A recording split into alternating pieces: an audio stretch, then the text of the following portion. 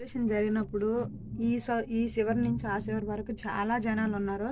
అయితే తాళైతే ఎవరైతే కట్టాడో వాడైతే నేను నీకు తాళ్ళు కట్టలేదని అనేసాడు. నీకు ఎటకారంగా చేసి పైడిమాంబ గుడి దగ్గర నేను కట్టాను తాళ్ళు లేక అని అన్నాడు. అయితే ఆ మాట నేను అన్నాను. నేను మనస్ఫూర్తిగా అది తులసి కోట అయితే ఆ పేరెంటాల అమ్మవారు అయితే ఏదైతే ఉందో అమ్మవారిని కూడా నేను కొట్టాను. మీరు అనుకోవచ్చు నువ్వే దేవుడిని నమ్ముకుంటున్నావు. నేనేమో అన్ని దేవుళ్ళు ఒకటే నాకు ఇంకొక ఆలోచన ఉండదు. నేను హిందూ దేవుడిని కూడా నాకు యేసుప్రభు అంటే ఇష్టమే, కానీ హిందూ దేవుళ్ళు కూడా నాకు చాలా ఇష్టము. నేను అలాగని కాదు, ఇప్పుడు కూడా నేను నా మెడలో ఆడ తాడు కట్టాడని, నా పక్కలో పడుకున్నాడని, నాకు భర్తగా ఉన్నాడని నేను చదువును కొడతాను. వాడు నేను పెళ్ళే చేసుకోలేదు, తనకు అది ఎవరో నాకు తెలియదు అనే మాట ఇప్పుడు ఇన్ని లక్షలు పెట్టేసి మీరు సంబరాలు చేస్తున్నారు కదా, ఆ చదువును కొట్టమని.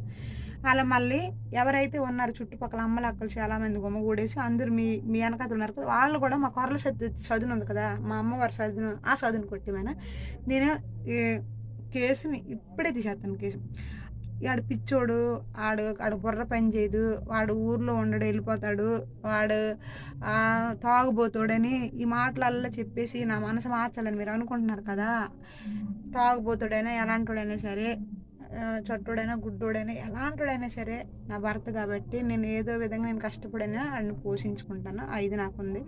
కానీ ఒకటి మాత్రం, మీకు అంత భారం బరువు నేను గయ్యాలి కంపెనీ సీల్ దాన్ని మంచిదాన్ని కాదు, మీ ముందు నేను ఉండకూడదని మీరు అనుకుంటే మీరు ఈ నిర్ణయం తీసుకొని ఆ అబ్బాయిని కుట్టిమానండి. ఇన్ని లక్షలు పెట్టేసి దేవుడిని పెడుతున్నారు కదా, కుట్టిమానండి.